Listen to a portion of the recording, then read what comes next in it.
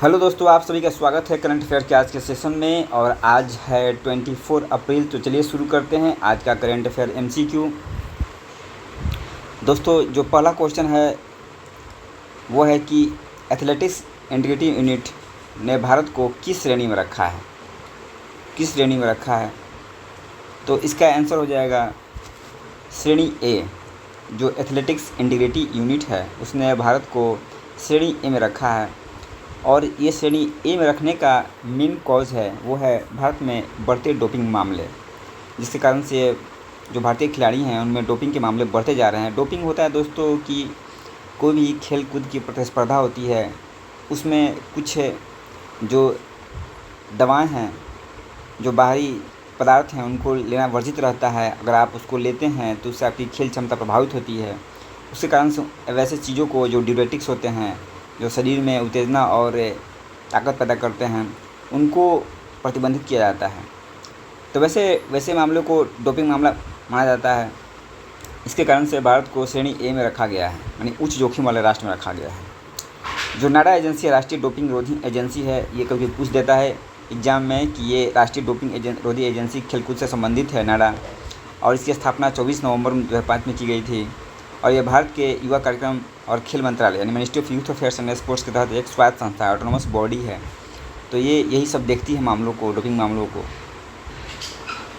इसका मुख्यालय नई दिल्ली में है।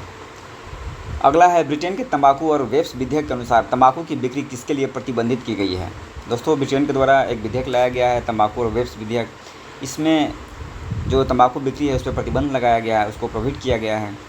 और 1 जनवरी 2009 या उसके बाद जन्म लोगों के लिए अब तंबाकू खरीदना वर्जित रहेगा, यानी उस पर प्रतिबंध रहेंगे। अगला है भारत की स्मृति ग्राम पहल को किस पुरस्कार के लिए नामांकित किया गया है। YSIS पुरस्कार 2026 जो स्मृति ग्राम पहल है उसके लिए इसका नामांकन हुआ है। दूरसंचार विभाग के द्वारा YSIS पुरस्कार 2026 के लिए इसका नामांकन किया गया है। और ये विश्व शिखर सम्मेलन सूचना समाज YSIS होता है, विश्व शिखर सम्मेलन सूचना समाज पुरस्कार। ये अंतर्राष्ट्रीय स्तर पर जो सूचना और संस्कार प्रौद्योगिकियों में जो नवाचार है और सतत विकास लक्ष्य जो SDG गोल्स हैं हमारे, उनके लिए ये उसको बढ़ावा देने के लिए पुरस्कार दिया जाता है। तो स्मृति ग्राम पहल को इसी पुरस्कार से नवाजा गया।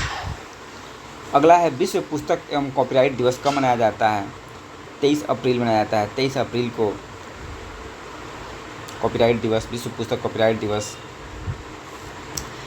दोस्तों, 2027 जो है विश्व पुस्तक राजधानी घोषित किया गया, मेडलिन को घोषित किया गया है।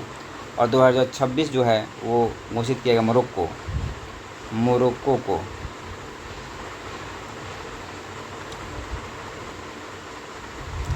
अगला है हेलोसेफ की रिपोर्ट के अनुसार 2026 में सबसे धनी देशों में शीर्ष स्थान किसका है।